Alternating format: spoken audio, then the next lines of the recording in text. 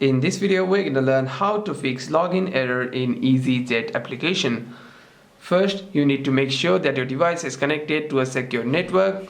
So swipe down on your control center and turn on your Wi-Fi to connect to your network.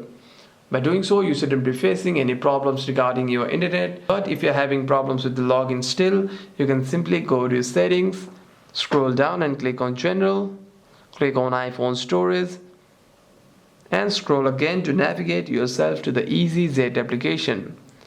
Click on show all and start scrolling again until you see the easyJet application. Here's the app we're looking for. Simply tap on it and click on offload app. Click on offload app again and click on reinstall application, and what this does is it deletes the application whilst keeping its documents and data. And the next time you open the application, you shouldn't be facing any problems regarding your. However, if there's any other problem with the application, you can simply restart your device once and open the app again. Hope this video is helpful, and if you have any further questions, make sure to leave a comment down below.